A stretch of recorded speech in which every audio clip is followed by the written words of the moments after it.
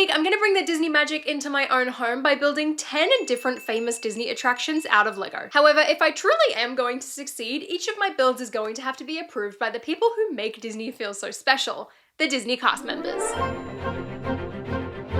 Welcome to Epcot, the park with the best food, drinks, and of course the hottest girl in school. The Epcot Ball, aka Spaceship Earth, is the first thing that you see as you enter the park and is by far the most recognizable thing here. And whilst it may look like just a giant golf ball, it is actually home to a slow-moving dark ride called Spaceship Earth, where you learn about human evolution throughout history and your faces get plastered onto these little random animated bodies. And that entire ride takes place within that ball. However, since I'm not as skilled as Imagineering, I'm just gonna stick to making the exterior of the ride. There is one massive issue though when it comes to trying to replicate this ride, and it is that this thing is round and Lego is not. Building round shapes out of Lego requires using a lot of angles, and the Lego Ideas globe set is the perfect example of that. So to make the Epcot ball, I decided to gut the globe and use the remaining exoskeleton as the base for my build. I then color swapped the plates, making the whole thing white, and then to top it off and give it the dimension and glow that the real thing has, I added a bunch of these translucent corner tiles. And whilst it doesn't exactly glow like the real thing, our first build is complete. It's quite large and, dare I say, almost minifigure scale, which makes this the perfect starting point. Heading a bit further into the park, we have the latest and, dare I say, greatest ride in the entirety of Walt Disney World, Guardians of the Galaxy Cosmic Rewind. This ride is so much fun, and the whole way it works is that it's a high-speed roller coaster that spins around as you go,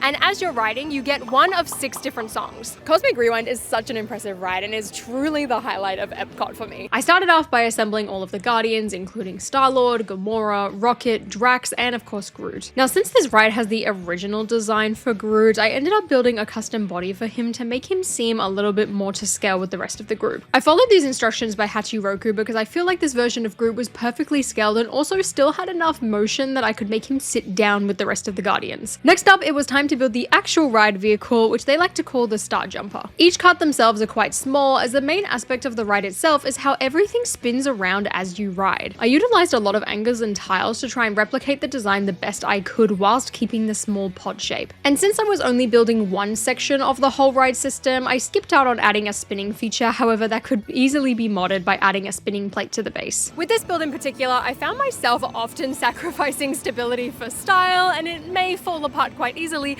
but I think it really perfectly captures the star jumpers that you sit in as you ride. It can still fit 4 minifigures in, and whilst it might not be perfectly round like the real thing, I still feel like this is a solid go. But I wanted to find out from the man himself, Star-Lord, what he thinks. Look at this. This is amazing. This is awesome. I think it depicts me pretty well. Love and that's that. honestly all that matters. That's all that matters. I'm not entirely sure how, but this purple dragon called Figment has become the unofficial mascot for Epcot. From my understanding, this ride called Journey into Imagination with Figment has a cult following, despite the ride he's featured in feeling like I just stepped into a nightmare.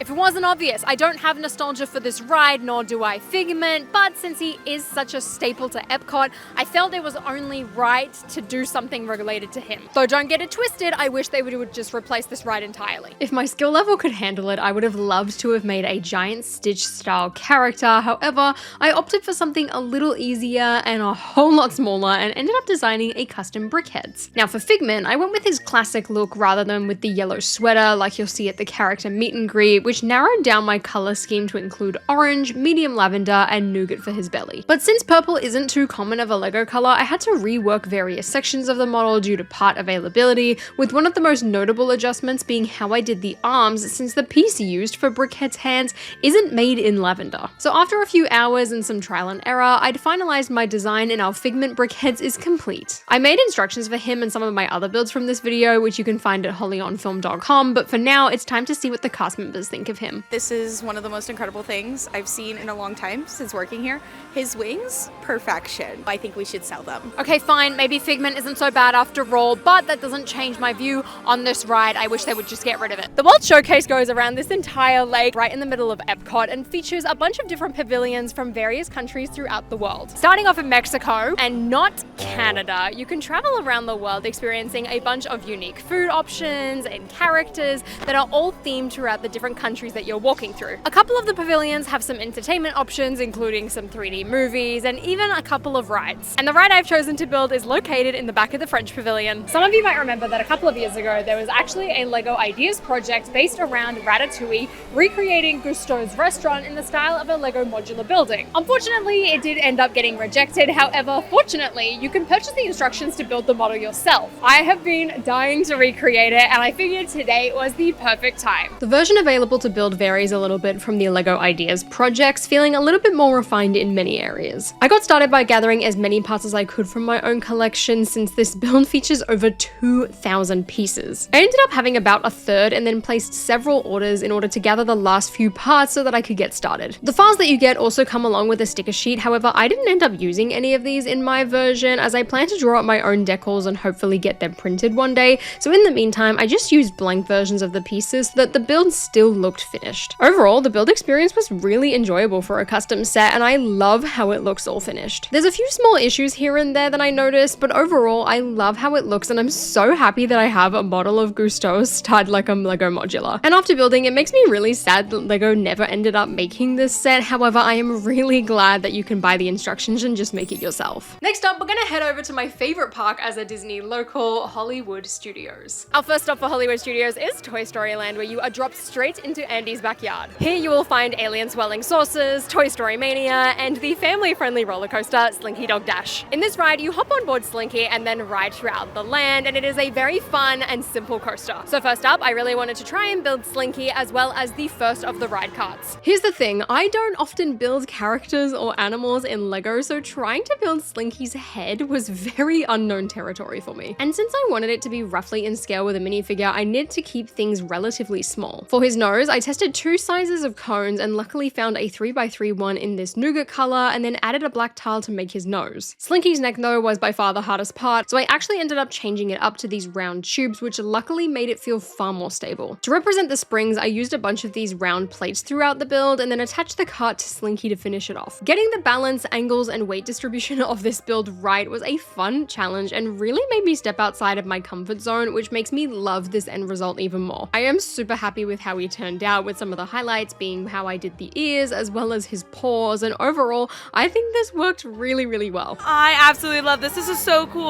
Look at the little alien. He's so fun. Exactly like the ride. You did a good job. Chances are you've probably skipped our next attraction, which is a shame because it's one of the best and unfortunately doesn't have much time left before it gets removed. Muppet Vision 3D is a sit-down theater show that was actually Jim Henson's final project before he passed. It resides here in the Muppet Courtyard and features all of your favorite Muppet characters. While some of the 3D can be a bit jarring and hard to watch at times, the Muppets make up for it with animatronics of Slater and Waldorf, and their booth is going to be what I recreate next. Since I wanted the booth to stand alone, I needed to keep it concise and ended up using the shape of the ones in the LEGO Friends Theater as inspiration. Straight off the bat, I knew I wanted the scale to be larger so that it matched Muppet Vision a little bit better and also comfortably fit both the Slater and Waldorf minifigures. I started to create the back and side walls using very basic bricks and then added a few snot bricks to the sides so that I could attach a few things later on. I then built up the front of the booth as its own separate section so that I could make it very smooth and add a couple of really nice gold embellishments that are on the real thing. With the figures then placed down the bottom, I added some curtains either side and made a little roof with a bunch of round curves to give it a dome style shape. With the roof attached, the build is now complete and the Muppets can get heckled during every show. It's a simple little build but effective, and hopefully one day I'll be able to recreate the entire Muppet Theater. Star Wars Galaxy's Edge is one of the coolest lands that Disney has to offer. It's so impressive and immersive that the only thing that impressed me more was their token ride, Rise of the Resistance. This ride is such an incredible and mind-blowing experience that I feel like anyone should experience it, even if they're not a Star Wars fan. There are so many amazing elements to Rise that one of them even made it as an official LEGO set. However, for this one, I really wanted to have a build of the actual ride vehicles you sit in instead. I found the most fantastic recreation of the ride car on Rebrickable made by Bricksperience, which I downloaded and pieced together for this build. Almost all of the pieces are super common, and luckily I had a majority in my collection. One of the main elements of the ride car though, as well as this build, is the droid that helps you escape the Star Destroyer. Luckily for me, they actually included him in the ITS transport set that they released in 2020 alongside Lieutenant Beck, so I picked them up alongside the final few pieces that I needed for the build. Now also, as my luck may have it, LEGO finally released a version of Nine Nub recently, who I added just to complete out my Rise of the Resistance crew, crew who all fit very nicely inside the cart. The build may look pretty simple overall, but it uses some really great techniques in order to get all of the angles and keeps things in minifigure scale. I am so impressed with the look of this model that as soon as I found it, I just knew I had to have it. However, like many custom builds, including my own, it focuses on the looks and accuracy rather than stability, so the end result can be a little bit fragile. The model may be a little bit fiddly on the front, causing it to break down just as many times as the ride actually does. However, I love the size and scale of this model,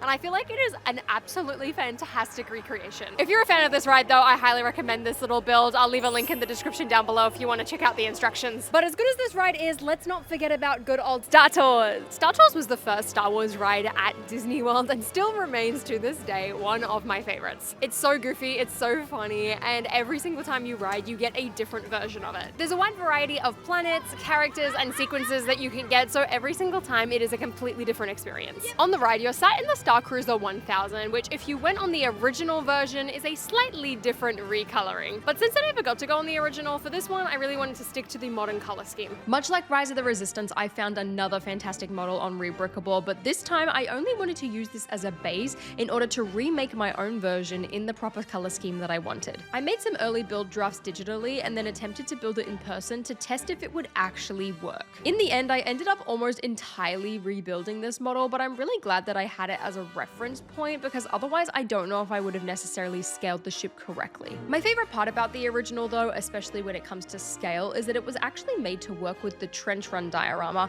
which means you can very easily include it with a lot of other Star Wars dioramas. The main one that comes to mind though for me is the pod race diorama, so that you can perfectly recreate the Tatooine sequence from Star Tours. Maybe this build will help increase my chances of being the rebel spy, although I highly doubt it. Either way, let's go and see what the cast members think. I would see this as an official set, like a polybag situation. I would honestly put this in my collection. One of my favorite Disney rides of all time is the absolute classic that is the Hollywood Tower of Terror. It is such a good ride, from the theming to the thrills to the architecture, just everything about this ride I absolutely love, so much so that Ariana Grande actually agrees with me. Riding the absolute masterpiece that is the Twilight Zone Tower of Terror. The Tower of Terror literally has you on the edge of your seat and is the most thrilling ride out of all of Walt Disney World. Even though the Tower of Terror is one of the tallest rides in Walt Disney World, I've always thought that this ride would make a fantastic set in the scale of the Disney Castle series. And it turns out I was not alone in thinking this, as Firecracker made this incredible build of it. I've got plans to build this version eventually, however, since there's a couple of rare parts in it, I decided to make that a future project and build an even smaller model for this challenge. The version I did is by Ben Builds Lego from his Hollywood Studios Skyline model, and is also going to mean that this is going to be way easier for me to actually bring inside the parks. I shortened the base a bit so that the tower could stand alone, and unfortunately, the use of microscale means that a lot of the angles and details that Firecracker's version had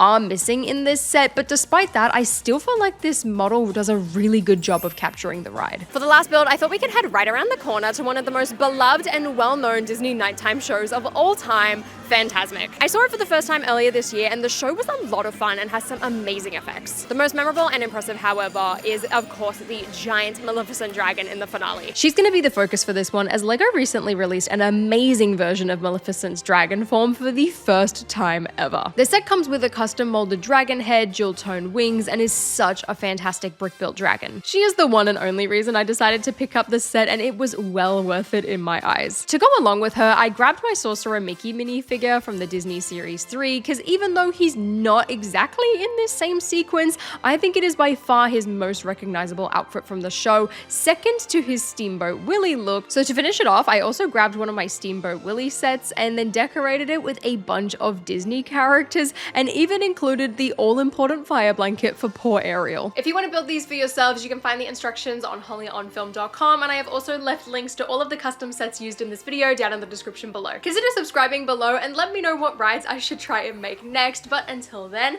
I'll see you later.